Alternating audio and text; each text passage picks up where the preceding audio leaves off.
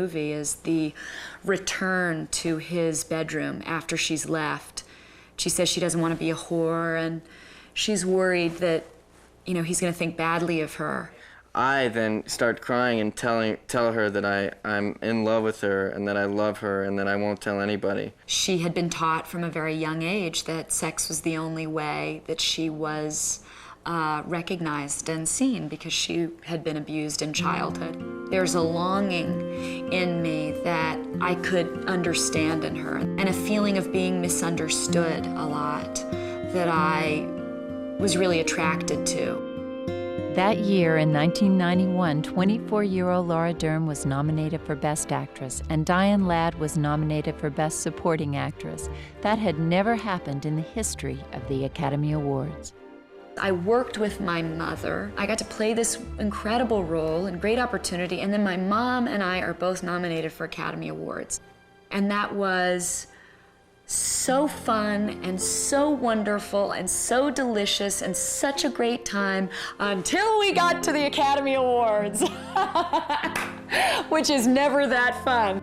Neither Laura nor Diane won in their categories. And they stopped my mother and they say, you know, how do you feel that you didn't win or something like that? And she said, honey, I've never been so depressed in my life. I've been nominated for 3 Academy Awards. I just lost for the 3rd time. I lost 15 pounds to get in this damn dress. Now I'm going home and eating a whole chocolate cake. And I was like, why can't I be her when I grow up? I probably will.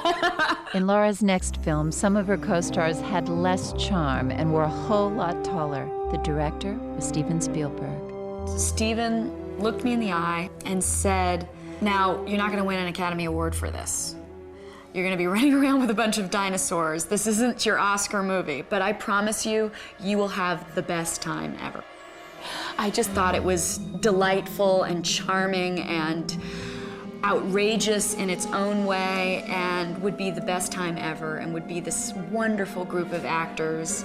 Sir Richard Attenborough, Sam Neill, Jeff Goldblum, and the dinosaurs.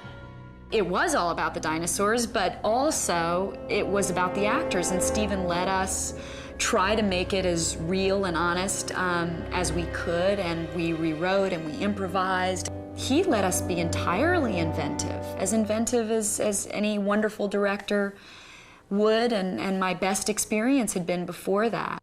At 26, Vogue magazine cited Laura Dern as our greatest actress of weird, funky, run-amok femininity. And now there was a high-profile Hollywood blockbuster on her resume. I felt that I was going to have the opportunities I wanted to as an actor, and that I was going to have a lot of really difficult decisions to make as an actor. It's hard to make decisions without considering the business side. Everybody gets insecure about the business. Everybody wonders, you know, I mean, I went through it worse than anybody. I think it was a time where I really wanted to continue doing the things I loved, and it got scary for me because I was being offered some things that were more high profile and maybe not so good, but also really commercial. And I had to come back to that part of me that reigned when I was 16 and had to decide between Mask and this lead role in this popular movie. When we return, Laura directs a film and finds her soulmate. I'm Mary Steenburgen. We're back with Intimate Portrait, Laura Dern. If you really want to put yourself to it and say, I want to make more money, and I want to be more on top, and I want to stay on top harder, it does take a tremendous amount of energy as an actor. I think Laura's focus has really been about being more of a part of the whole creative process. And so, of course, that always leads you to producing and directing. I directed a short film through Showtime, which went to a couple of festivals and just was a great learning experience.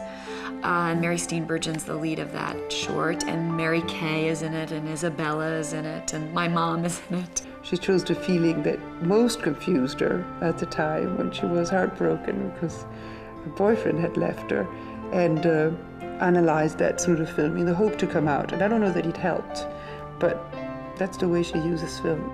It is an opportunity for me to discover my own self. It's an opportunity for me to discover human nature and to heal my own wounds, to better understand people, to hopefully be a more honest, more compassionate human being. In the 1996 satire Citizen Ruth, Laura took on the role of the irresponsible, drug-addicted, chronically pregnant Ruth Stoops, who becomes the unwitting poster child for the right to life and pro-choice causes at the same time. Ruth is addicted to inhalants, to spray paint, glue, gasoline, paint thinner, anything she can get her hands on.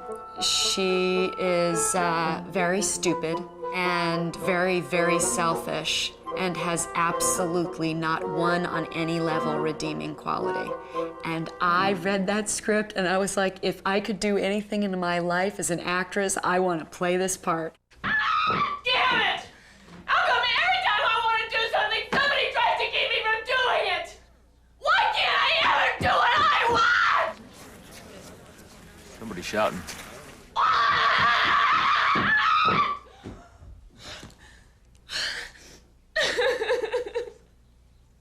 It's okay. How can I turn down so much money? I can't. All my life I never had a chance. If I had money, my life would be different. I would have been such a good mother. I called her up, I remember the next day, and she said, okay, you've just completely blown me away.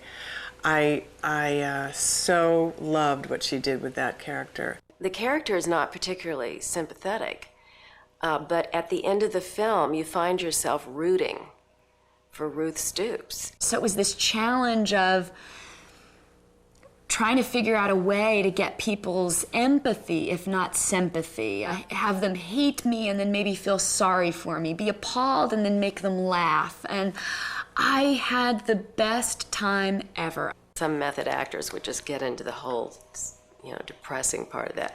Laura had an absolute blast. Not intimidated by controversial issues or characters, Laura appeared as Ellen's love interest in the 1997 Coming Out episode.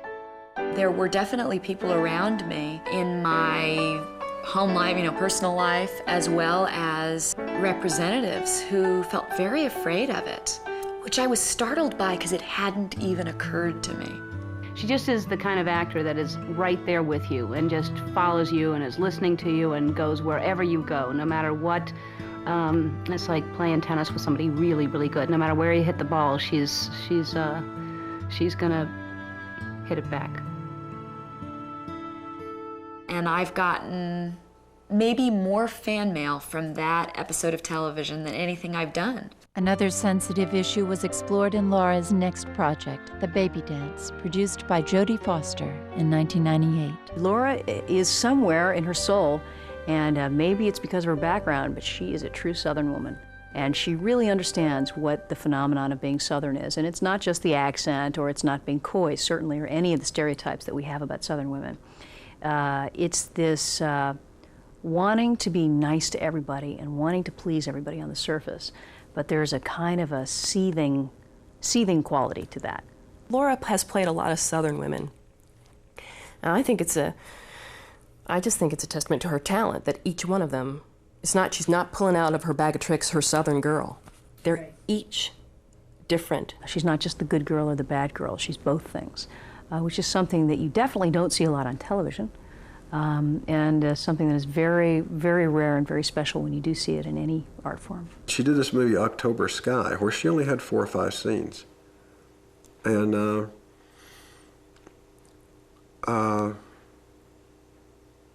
she managed in that performance to be,